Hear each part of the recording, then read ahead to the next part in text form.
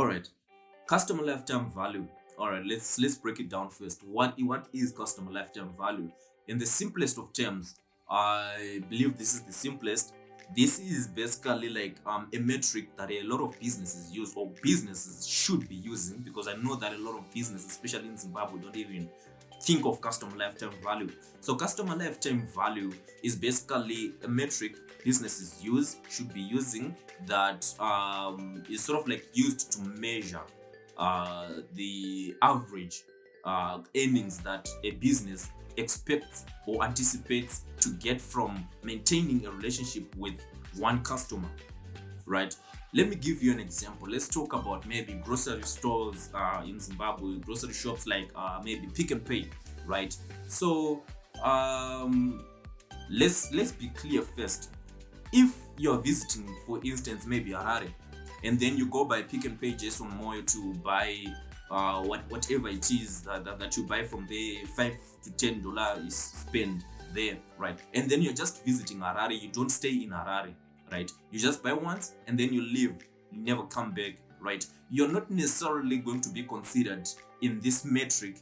Why? Because we want to talk about a relationship, right? That's not a relationship if you buy once off. So now, talking about now the relationship that we're talking about is, for instance, I stay in Harare, right? And there are multiple stores out there that I can buy groceries from. But then I prefer to go and buy at Pick and Pay, because maybe they have affordable products, maybe it's clean, and maybe it's nice looking, maybe they have good marketing that always, gets my attention, that I always end up going to Pick and Pay. Ending up now, I've sort of like built a relationship without them necessarily saying, hey, let's be friends, you should continue coming, and buy goods from us. Rather, it's just more on a marketing perspective to say that they have good marketing. Now they have become a top of mind brand, that whenever I think of buying a Pepsi, I think of Pick and Pay. I think of going to Pick and Pay to buy the Pepsi. Now, this is how maybe if I'm to say the top of mind awareness works in, complementary with customer lifetime value. Now, that the fact that I go to Pick and Pay on a daily basis, maybe on a weekly basis, on a monthly basis, that's a relationship, right? So now, when you're calculating customer lifetime value, right, we are now saying, okay, so this person, right, is lives in Harare, loves our brand. They're gonna be coming to our shop for the next 6-12 months, or for the time frame that they're going to be staying in Harare, maybe let's just say 12 months, right? So now you anticipate, right, and say, okay, so a guy, Carlton, below 25 years, maybe a stable job, if I'm to say, comes in maybe during what's it called, during his lunch break, rather, right? And then he buys lunch, which means that there's a probability that I'm gonna be spending around $2 to $5 for my lunch on a daily basis.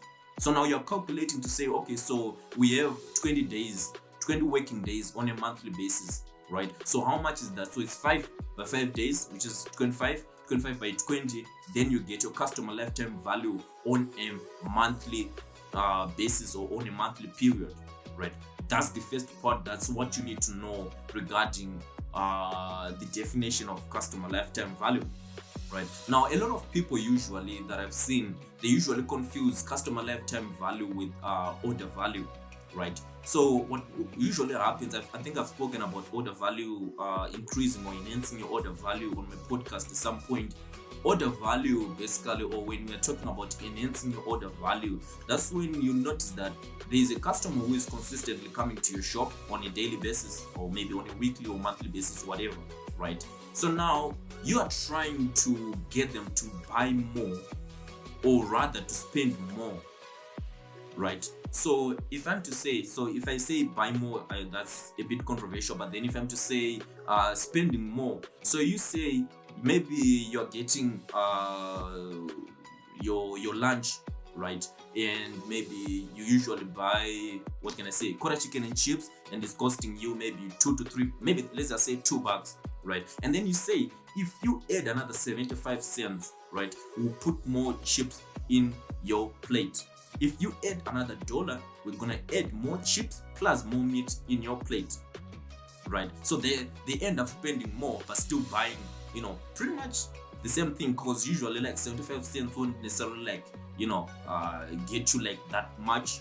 But then it's more of a matter of psychology, if I have to say, because there won't be that much big of a difference, if I'm to say. So when we're saying that enhance your order value, is basically say, come up with tactics, come up with flash sales whereby you say buy one and get one free, that sort of thing. That's enhancing your order value. So sometimes it might not like exactly work hand in hand with customer lifetime value, because this can be just someone who is passing by or visiting Harare.